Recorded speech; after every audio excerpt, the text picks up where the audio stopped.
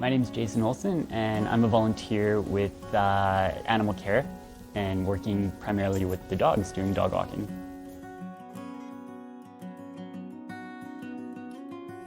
I started volunteering at the end of 2017, and I've been here for off and on for the last, I guess, is that 4.5 years?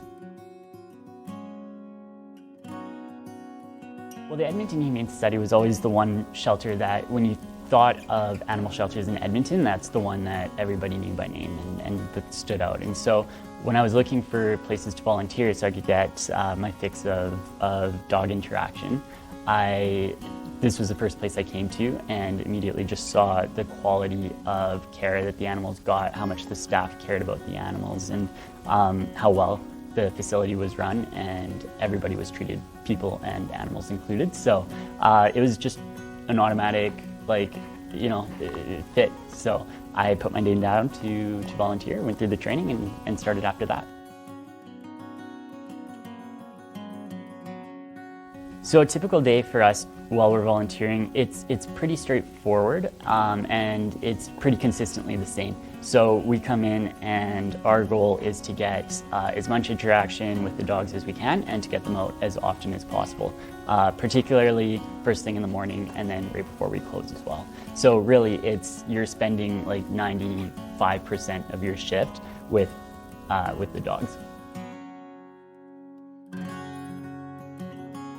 So my favorite part about volunteering is this right here, is the interaction with all the animals that you get. And so when you're with them for the 10 or 15 minutes, you get nothing but attention and affection, and for that time, you're the #1 thing in their life. And so it's a pretty special moment to have, multiple times throughout the day with the animals. And then I think on top of that, watching the process of the animals getting admitted to the shelter and seeing them grow and become more comfortable with the staff and volunteers, and then ultimately finding their forever homes is, you really can't ask for a better story than that. The hardest part about volunteering is probably, it's a little bit paradoxical, is watching the animals leave. Like when you get attached to a dog or a cat here, and I mean, obviously our goal at the shelter is to get the animals to their homes as quickly as we possibly can. But at the same time, it's bittersweet, because when next time you're in the shelter and the animal's not there anymore, and it can be a tough goodbye sometimes, but it's always a happy moment when an animal gets adopted. So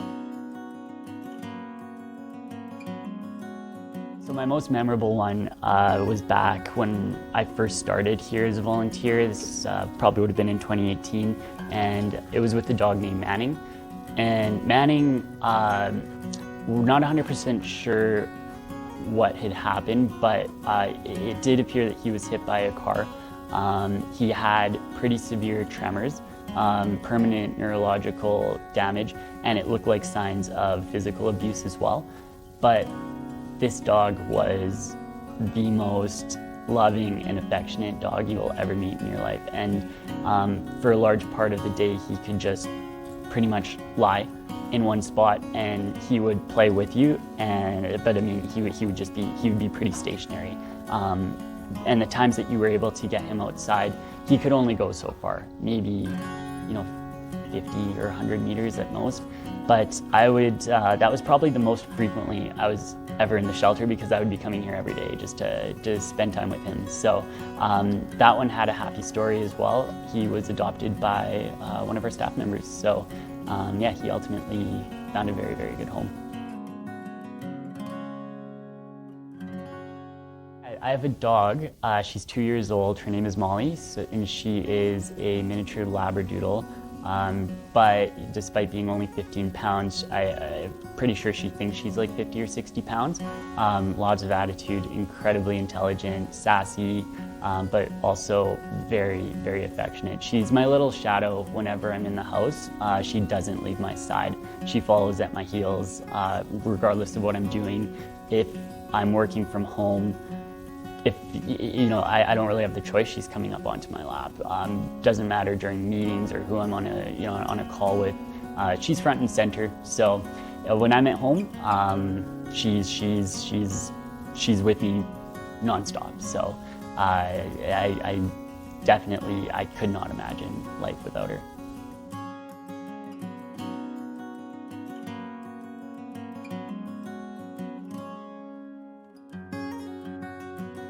Well, I'm still looking for talents in general, but I do box outside of my my work and volunteer life. So I spend a fair amount of time in the gym training, and I also enjoy reading quite a bit. So I'd spend probably at least a couple hours a day reading, whether it's for work or pleasure. So that between all of that, it keeps me pretty busy.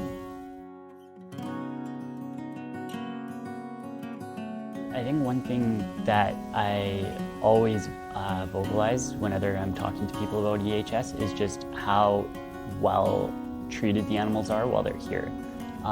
Everybody that's here, staff, volunteers, we're all here for the same reason, and it's for the welfare of the animals and to ultimately see them from unfortunate situations to a situation where, you know, they get their forever home in their family. So it's such a well-run facility. It's clean, it's bright, it's spacious, you know, very comfortable for them while they're here. And, you know, you can really just feel the compassion and the passion that everybody here has for the animals. And ultimately, that's really what I think unites the team.